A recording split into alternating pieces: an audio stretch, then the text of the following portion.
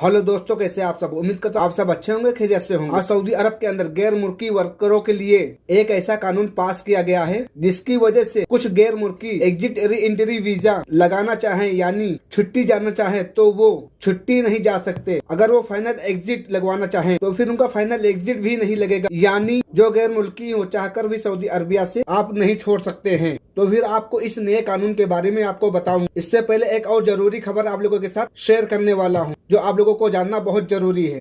जितनी भी gulf country हैं, अब उन्होंने एक रिपोर्ट देना शुरू कर दिया है कि उनके देश में कौन से ऐसे गैर मुल्की हैं हद से ज्यादा क्राइम कर रहे हैं, जो कि बहरीन की तरफ से अपडेट जारी करके बताया गया है मिनिस्ट्री की तरफ से, जिसमें उन्होंने ये कहा है कि उनके देश में यानी बहरीन के अंदर सबसे ज्यादा जो बड़े बड़े क्राइम हैं जो हो रहे हैं और जो लोग कर रहे हैं उनका ताल्लुक बांग्लादेश से है। और यहाँ पर यह बताया गया है कि इन लोगों की वजह से जो बहरीन के लोग रहने वाले हैं वो अपनी सेफ्टी को खतरा बताते हैं, यानी खतरा बना हुआ है। अब आप लोग इस बात से अंदाजा लगा सकते हैं कि ये report Bahrain ministry of India की तरफ से। तो फिर आपको क्या लगता है, अगर बहरीन के अंदर किसी कंपनी को या बहरीन के रहने वाला अगर उसको किसी वर्कर की जरूरत होगी तो क्या ये रिपोर्ट पढ़ने के बाद बांग्लादेश के बंदे को बुलाएगा अपने यहाँ? तो फिर वो बिल्कुल भी नहीं बुलाएगा, क्योंकि ऐसा ही कुछ सऊदी अरब के अंदर होने वाला है। क्योंकि एक खबर आ रही है रियाद से जिसमें बताया गया एक डकैती का मामला सामने आया है, जहां पर एक पाकिस्तानी ने एक इंडियन के ऊपर चाकू से हमला किया और उस इंडियन के पास जितना भी पैसा था लूट करके फरार हो गया। और वहां पर मौके पर एक बंदे ने वीडियो भी बना ली। वहां पर पाकिस्तानी को भी गिरफ्तार कर लिया गया है और वीडियो बनाने वाले को भी गिरफ्तार कर लिया गया है।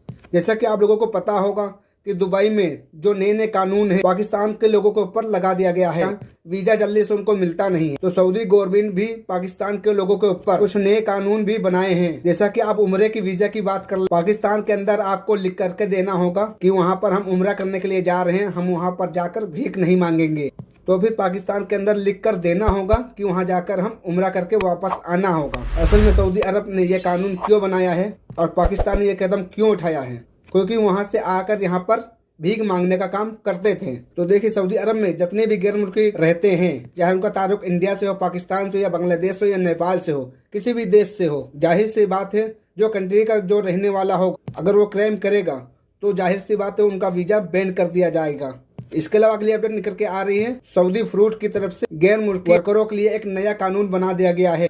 सऊदी अरब के अंदर जितने खाने पीने वाली चीज हैं, तिजारती इदारे हैं यानी कंपनी जो भी खाने चीजें वाली बनाती हैं, और इसके अलावा होटल है, रेस्टोरेंट है या किसी भी तरीके की जो भी कंपनियां हैं, मान लीजिए सऊदी अरब के अंदर कोई भी कंपनी रोटी बनाने का काम करती है, सऊदी अरब के अंदर जितने भी कंपनियां हैं, जितने भी तरीके हैं, अगर वहां पर उसको फूड पॉइजनिंग हो जाती है या किसी भी तरीके का शिकार हो जाता है तो यहाँ पर खबर में ये बताया गया है तो जितने भी वो रेस्टोरेंट या कंपनी में काम कर रहे होंगे तब तक वो सऊदी अरब छोड़कर नहीं जा सकते हैं जब तक कि पूरी रिपोर्ट सामने नहीं आ जाएगी, यानी जब तक कि पूरी जांच नहीं आ जाएगी, जब तक कि पूरी क्लीन स्लिप नहीं मिल जाएगी, यानी फूड पॉइजनिंग क्यों हुई है, किसकी गलती हुई है, यानी कौन सी चीज आपने कस्टमर को खराब खिला दी है, यानी जब तक पूरी रिपोर्ट नहीं आ जाएगी, यानी जो भी गैर मुल्की होंगे कंपनी के पास, रेस्टोरेंट में या कफील के पास, तो वो सऊदी अरब छोड़कर नहीं जा सकते हैं। और अगर आप गलती से इसमें पकड़े जाते हैं तो आपके ऊपर हमेशा पाबंदी लगा दी जाएगी और आपके ऊपर जुर्माने भी हो सकते हैं और जेल भी हो सकती है।